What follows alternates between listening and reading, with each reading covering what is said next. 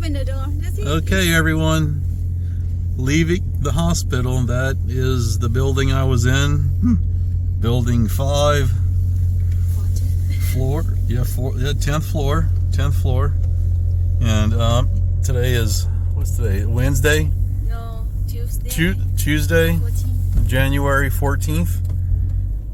So that makes 3.5 days that I was 3.5 days. I got here Saturday morning at 11:30. So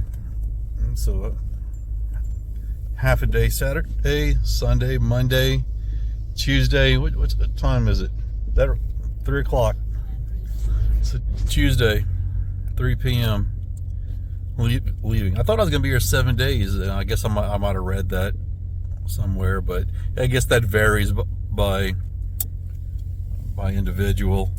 But I'm responding well and walking. I mean, I walk gingerly. I'm not out here, killing it. But I do have the lower abdominal soreness. Not pain, but soreness. The only thing that's aggravating me is these damn hiccups. And they gave me some medication to try to calm down my diaphragm. I think that's what they call it. And so I'll take. There's a lot of medications I have to take, and I'll make a separate video. I'll dedicate a whole video to that, and because that's the thing that a lot of people complained about, are all the medications someone in my position has to take. It's a lot of responsibility, but it's not hard. They help you organize it, and they don't just throw you out. And in fact, today's Tuesday, so I got to come back to the hospital Thursday morning. I got to be here 7 a.m. and they're going to draw blood, and I got to sit around for about an hour or so, and then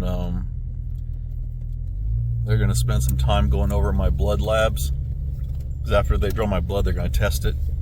And so then that'll be some additional training, probably just to reiterate what's already been explained to me, but they want to make sure I'm fully clear. And but yeah, so far so good. There's Costco, and this is the way we came in, and we're going out the same way.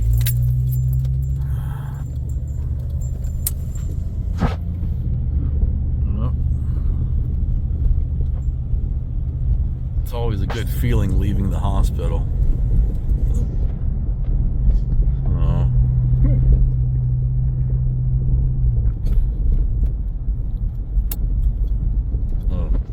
We're getting gas. All right. Pit stop completed. Just filled up the Jeep.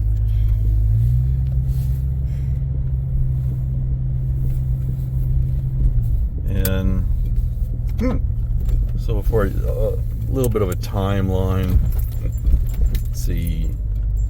The last day I worked was June 9th, 2021. The last day I worked. And I think it was just a few days later when I went in and did the very first surgery. And they told me it was minor, no big deal. And so I thought I'd be going back to work after the surgery, but I was extremely sore, and they created the line to do peritoneal dialysis, and I knew there was no way I could work again, and so that was the last day I worked. So I did peritoneal all the remainder of 2021 and all of 2022, and then in December, the peritoneal just wasn't effective, and they transitioned me to the hemodialysis, and so I started that December of 22, and then to all of 23, all of 24, and here we are, first couple weeks of the new year, 2025. And so yeah, 3.5 years I waited. So that's about what they told me. I had some people tell me I'd have a kidney in two years, and I've had others say I'd have it in 3 to 5 years. So hey, 3.5 years isn't bad. And so, but I'm not totally out of the dark yet, although I've overcome a big step, which was getting the damn kidney. But there's a lot to making sure I keep this kidney healthy.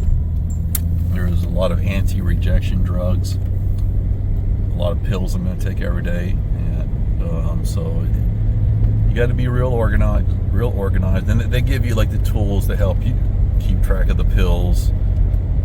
And they got this real kind of like fancy looking pill box, and that really helps organize it. And every time I go, I'll be going to the doctor twice a week. Well, like I go this Thursday, and then I go again, I think next Tuesday and next Thursday. I do that every day, twice a week for the next month. And so part of my instructions are to bring all my medications, and they're going to check over it, make sure they're organized, and they'll double check it for me, and I'll double check myself. But I mean, we organized the next 7 days worth of pills, and then the doctor came in, or I guess the pharmacist. Huh? The phone in the back, see, look. Oh. The pink one. Oh. I could tell him. Ernie, be careful. Oh, I better not. That dude's phone is right there. Oh, yep, she got it. She left her phone right there. Anyways, but by going to the doctor twice a week, they'll check over my meds and make sure it's organized, because it's a lot. And so, but I'll double check. They're going to double check. And so, that's good. They gave me a 30-day supply of meds here at the hospital. And then, all those prescriptions, there's like I said in a later video I'll make, there's probably a dozen of them. I'll get them all transferred to my local pharmacy, and so pick them up there. And so it's not hard. And so, but yeah, the next month I'll pretty much be living in quarantine and getting out very minimally. And so that'll be a little getting used to, because I'm usually very active. I go out every day. I go to the gym, take my dog out. But I can still take my dog out. This can be kind of weird, because they want me to wear a mask every time I go out. So here I'm going to be on the sidewalk in the neighborhood walking my dog wearing a mask. So I just have to deal with it.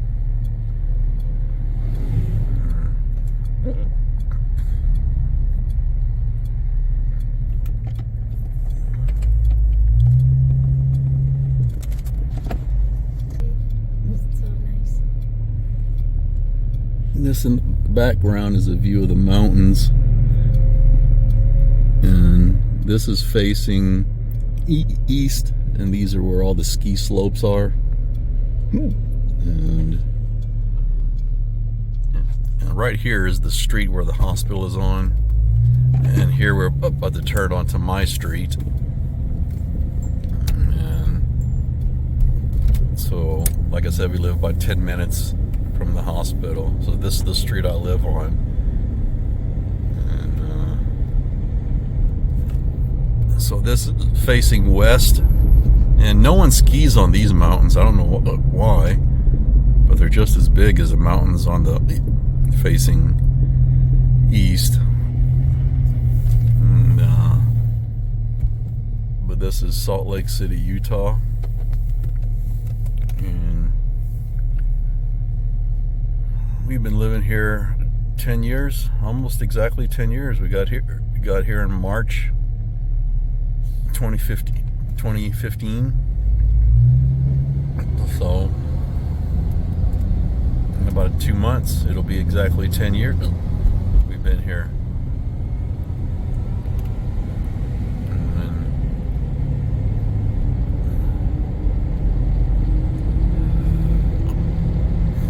And yeah, the hospital gave me some paperwork if I wanted to get in touch with the family of the deceased, and I'll probably do that, and I'll sit down and write them a letter. But they advised me to wait at least 2 months, give it time, don't do it right away. And because like I said, this last few days was a big step, getting the kidney in me, but there's still a lot to go, and there will always be a lot. I will be on these anti-rejection drugs possibly forever, but as little, if I'm lucky, 1 or 2 years. I might be lucky, so it might not be forever for me. It varies by person, and but everyone was, said how remarkable I responded to the surgery. I was up and walking just a matter of hours after the surgery. And the 3 days I was there, I was walking every day. And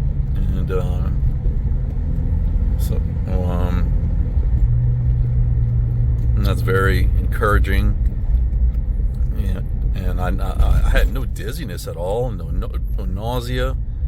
Every time I ate, never got sick, and so that was extremely positive. So based on their reaction, it seemed like it's a common thing for people to feel sick, and in fact that I had no sickness, no illness, nothing. I mean, other than these goddamn hiccups, doing pretty good.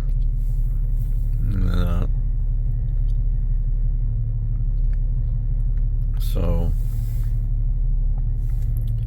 a few minutes away from the house.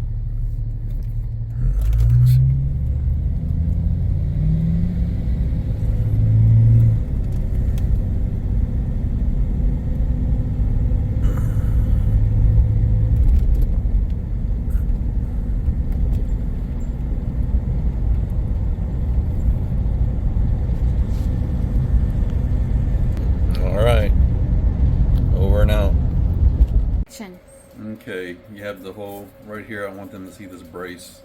Yeah. Okay, I just got to my house, and this is kind of like a brace I'll have to wear for the next month or so, and it just comes off, and see, and you just kind of stretch it over like that, just to kind of keep everything. You want to let them see how they cut. Okay. I don't know if YouTube will censor this, but I try not to be too graphic. No, that's too low. Yeah, I don't wanna... It's okay. Yeah, but so this is the pad that I had on, and see, you see a tiny couple little red spots of blood, but there's no seepage or nothing from the incision. You see a couple little red spots, that's it. And so I got to keep this over this.